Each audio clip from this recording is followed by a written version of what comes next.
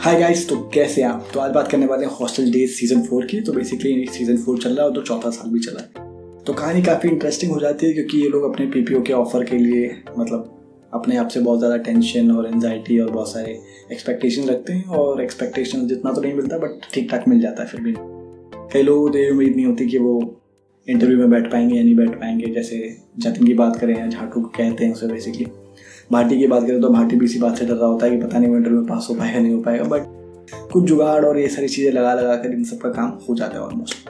तो बेसिकली कहानी तो यही है, बट देखा जाए तो एंड वाला ईयर जो होता है वो ऐसा ही होता है कि बहुत सारे दोस्त जो हैं वो इधर उधर सब चले जाते हैं। और जो लोग अपने आप को तुरंत खास समझ रहे होते हैं फर्स्ट से लेकर थर्ड ईयर तक, वो लोगों को पता चलता है कि रियलिटी चेक क्या होता है। और इसी के ऊपर पूरी कहानी बेस्ड है और काफ़ी सारे नॉस्टैल्जिया वाले मोमेंट्स हैं और काफ़ी सारे इमोशनल मोमेंट्स भी हैं जो देखकर मज़ा आ जाता है। इनमें से अगर एक बताऊं तो बेसिक एक बार चिराग को कोई पीट देता है, उससे थोड़ा सा पहले ही झाटू जो होता है उस फर्स्ट ईयर वालों के लिए लड़ाई नहीं करता है क्योंकि वो अपने पीपीओ को नुकसान नहीं करना चाहता है कि कहीं प्लेसमेंट ही ना हो पाए वगैरह वगैरह।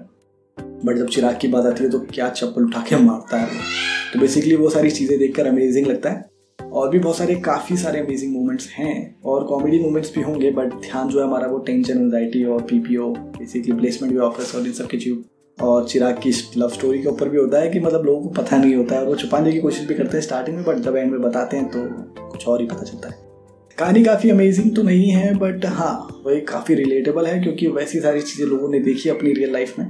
तो काफ़ी सारी चीज़ें होती हैं जो काफ़ी ज़्यादा याद आती हैं और वही नॉस्टैल्जिया मोमेंट बन जाते हैं हमारे। ओवरऑल बहुत अच्छी परफॉर्मेंस इन लोगों की क्योंकि 3 से 4 सीजन में इन लोगों का जो बॉन्ड है आपस में, जो जिस तरह की चीज़ें हैं वो काफ़ी ईज हो जाता है, जिसकी वजह से किसी भी तरह के सिनेरियो को समझने में आसानी हो जाती है। अंकित के कैरेक्टर की बात करूँ तो हाँ, उसे थोड़ा सा कबीर सिंह वाला स्टार्टिंग में कैरेक्टर थोड़ा उस तरह का दिया गया।